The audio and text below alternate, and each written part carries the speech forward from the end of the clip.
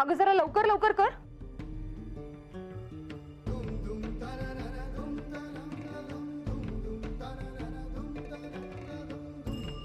देवी, तुम्ही सांगितल्याप्रमाणे स्वयंपाकाची सगळी पूर्वतयारी झाली आहे. तुम्ही स्वतः तुमच्या हाताने स्वयंपाक तयार करणार म्हणालात. हो, नारद मुनी देवर्षी आहेत, श्री विष्णू त्यांचे आराध्य आहे आणि त्यांच्यासाठी मी आज स्वतःच्या हाताने भोजन तयार करणार आहे. मायसा, नारद मुनींना काय काय आवडतं हे तरी ठाऊक आहे का तुला? त्याची मला काही कल्पना नाही आहे, पण मी मनाने केलेला स्वयंपाक त्यांना नक्कीच आवडेल.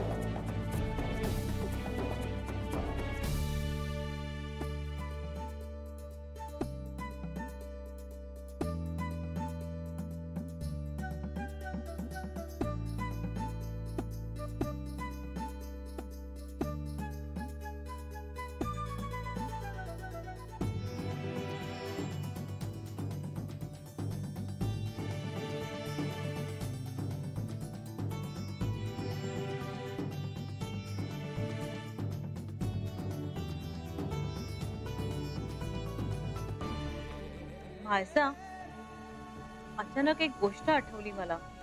काय? नारद मुनी असं दुसऱ्याच्या हातचं केलेलं भोजन करतील का? असं का वाटलंय तुला? ते देवर्षी आहेत, मोठे ऋषी आहेत. मोठे ऋषी असं परान्न सेवन करत नाही.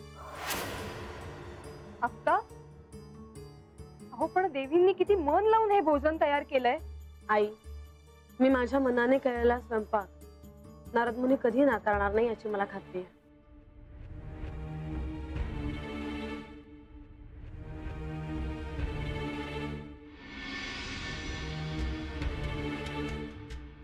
ए बानू, काय बानू, काय अगं कुठे गेली होतीस? हा, कवा धरणं वाट बघतोय आम्ही. तुम्ही बसाजी.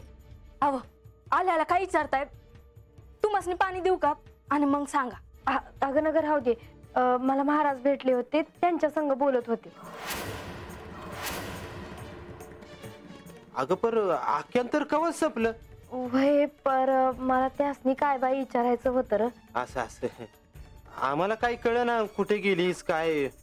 जीवाला गोर लागून राहिला होता नुसता. आम्ही जाणारच होतो गावात, म्हणलं तुम्हाला भेटून जावं, पण तुम्ही नाही म्हणून थांबलो. वय का?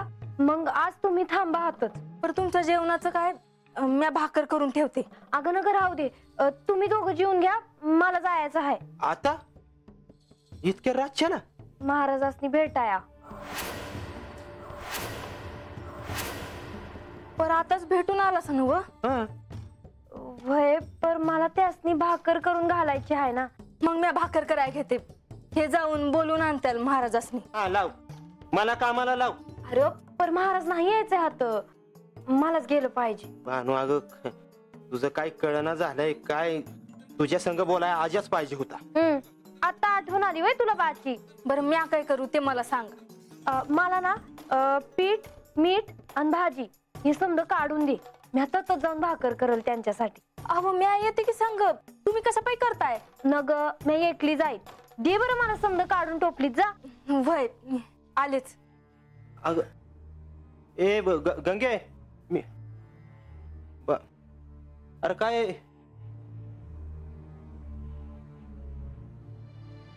काय काय चाललंय काय अरे?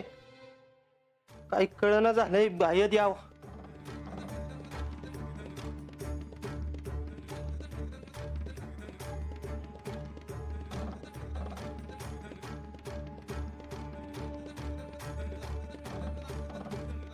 हे प्रभो, आपण माझे आराध्य आहात. आपले नाव माझ्या मुखी कधी आले नाही असे कधीही झाले नाही. या नारदाने कधीही आपल्या भक्तीत काहीही कमी केले नाही. तरीही हे असे दिव्य कार्य माझ्यावर तुम्ही का सोपवलेत देवा?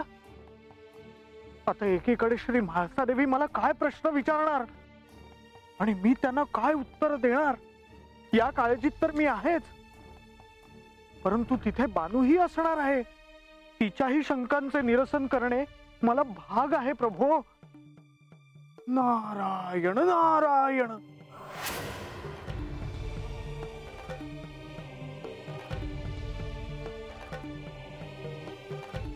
काय काय ऐकावं ते नवलच आहे गाड्या, नाही का?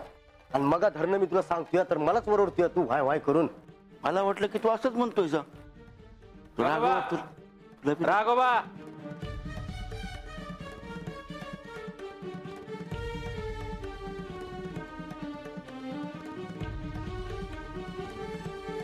झाली का समजी तयारी? वय हे बघा, आता म्हाळसा देवी तथा जाणार आहे ती. तेव्हा त्यासनी काय हवं काय नग हे जरा ध्यान द्या. बघा, विचारा त्यासनी. तेवीस ती विचारलं, पण काय लागलं तर सांगत्याल म्हणले. अव पर त्यांच्यानं नारद मुनींची भेट होणार आहे हे ठाव होतं. पर बानाई बी तसं जाणार आहेत हे कुठे ठाव आहे त्यासनी? गणोबा, हे मला ठाव आहे, समजासनी ठाव आहे. हा, पर देवांनी देवीसनी नारद मुनीसनी भेटायला सांगितलं. देवी त्यासनी भेटायला जाणार आहे की, पण प्रधानजी बानाईसनी आधीच भेटला आहे की. अरे त्यांनी बाणाईसनी बी हेच सांगितलं होतं की नारद मुनीसनी भेटायला पाहिजे म्हणून. अहो, पण आता म्हाळसा देवी त्यांच्यासाठी जेवण बी घेऊन जाणार आहे ती. मग काय तर बानाई बी जाणार आहे ती. अहो, महाराजांमोर त्या दोघी आल्या तर कसं काय व्हायचं? मग आता तुम्ही सांगा काय करायचं ते. हा, ते आता म्या कसं सांगणार? हे आता त्या आता असं कसं आम्ही सांगणार? अरे मग कशा पाय बडबड करून तोंडाची वाप करताय सावगात? हा, दिलेलं काम करा का गुमान. हा, निघा.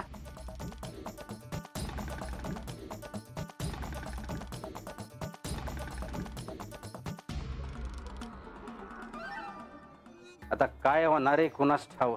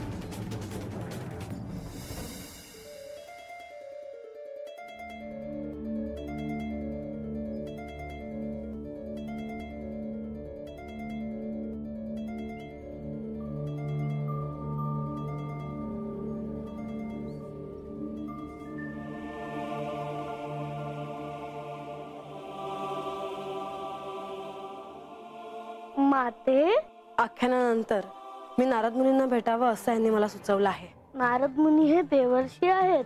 हे ब्रह्मदेवांचे पुत्र आहेत. श्रीखंडात त्यांचा वावर असतो.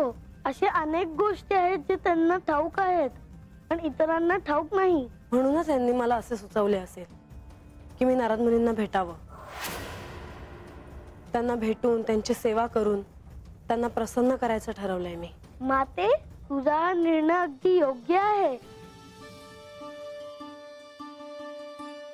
असे केल्याने ते नक्की प्रसन्न होतील आणि ते मला अशी काहीतरी गोष्ट सांगतील जी माझ्यासाठी महत्वाची असेल. अगदीच. मला निघायला हवं. नारद मुनींना प्रतीक्षा करायला लावणं उचित नाही. माते, मला तुला एक सांगायचं आहे. तुझी आणि नारद मुनींची भेट होईलच पण तुला तुझ्या रागावर नियंत्रण ठेवावं लागेल. तू असं का म्हणतो आहेस? तुला कळेलच पण मी जे सांगितलं आहे ते ध्यानात ठेव. येतो मी.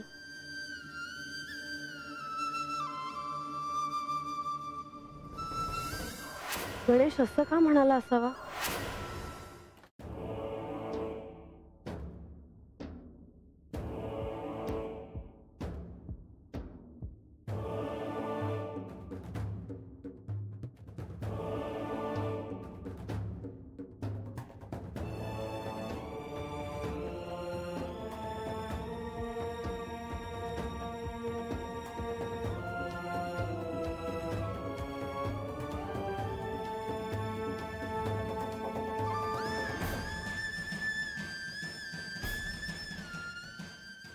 हे प्रभो, आजवर आपण माझ्यावर जे कार्य सोपवले ते मी पूर्ण केले आहे.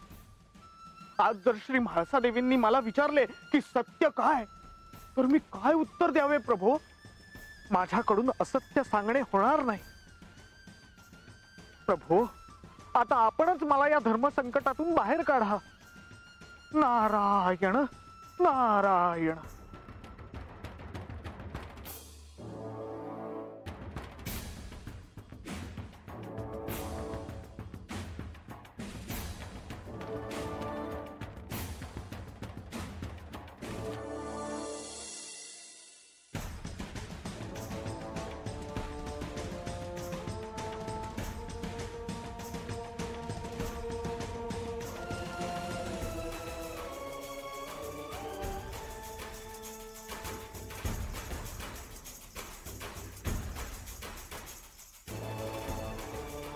नारायण नारायण.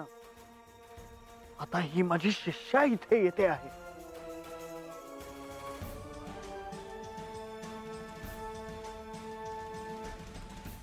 श्री विष्णूंनी सांगितल्याप्रमाणे खरेच ही आली. आता इथे श्री म्हाळसा देवी आल्यावर काय होणार आहे हे देवांनाच ठाऊक.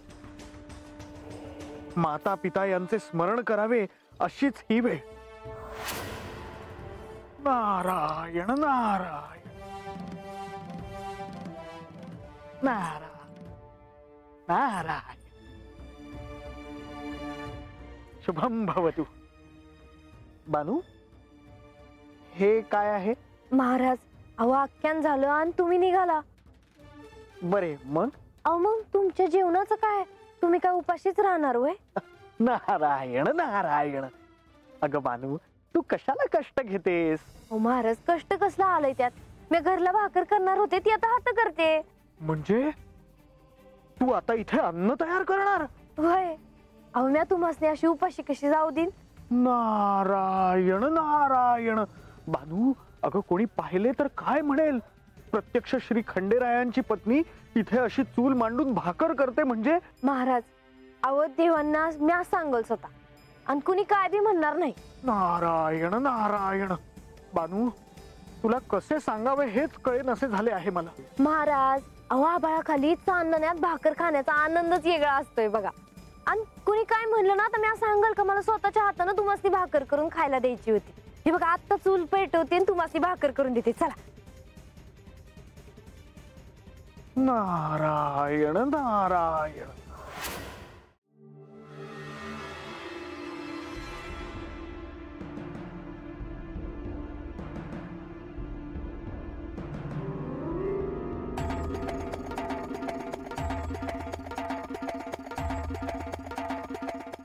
शांताकारं भुजगशयनं पद्मनाभं सुरेशं लक्ष्मीकान्तं कमलनयनं योगिभिर्ध्यानगम्यं वन्दे विष्णुं भवभयहरं सर्वलोकैकनाथम्।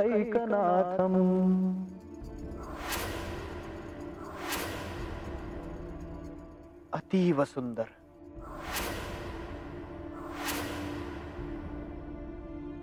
म्हाळसाताई तुम्ही?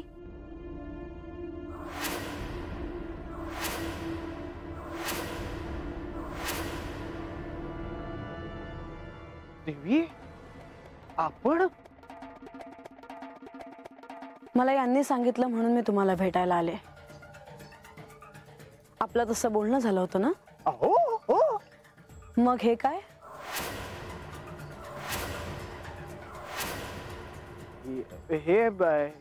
ही ना. मी येण्याआधीच तुम्ही हिला बोलवून घेतलं मुनिवर. देवी मी असे काही केले नाही. त्यांनी मला नाही बोलवलं. मी आज आले आहे. मी तुला विचारलेलं नाही. नारायण नारायण. तुम्ही या.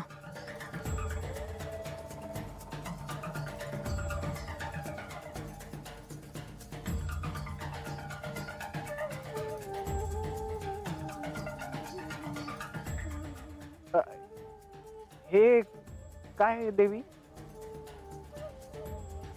मुनिवर, मी माझ्या हाताने भोजन तयार करून आणले आहे. मी आधी भाकर केली आहे. पण कशाला कष्ट घेतले देवी? आपण आख्यान करून असेच निघून गेलात मुनिवर. आपण अन्नच ग्रहण करायला नको. देवी अहो पण मी सूर्यास्तानंतर अन्नच ग्रहण करत नाही. असे कसे मुनिवर? मी गडावरून अन्न ग्रहण केल्याशिवाय कोणालाही पाठवत नाही. नारायण नारायण.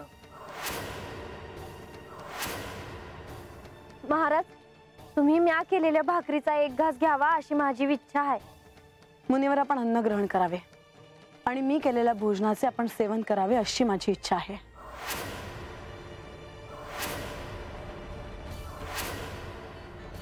साक्षात अन्नपूर्णा हातात ताट घेऊन समोर उभी असताना अन्नाला नाही म्हणणं म्हणजे घोर अपराध. दुसरीकडे भाबड्या शिष्येने इथे येऊन केलेल्या अन्नाचा अवमान मी कसा करू? एवढा कसला विचार करता आहात मुनिवर? देवी, आपण स्वतः अन्न तयार केले आहे, त्याचा अवहेर मी कसा करू? उत्तम. मुनिवर, आपण भोजन करावे आणि आपलं बोलणं झाल्याप्रमाणे आख्यानाबद्दल मला सविस्तर सांगावे. होय देवी.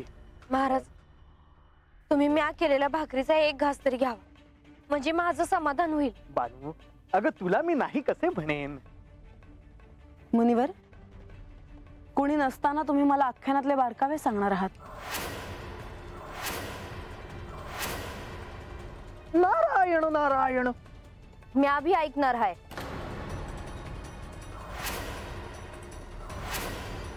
हिला इथून जायला सांगा मुनिवर.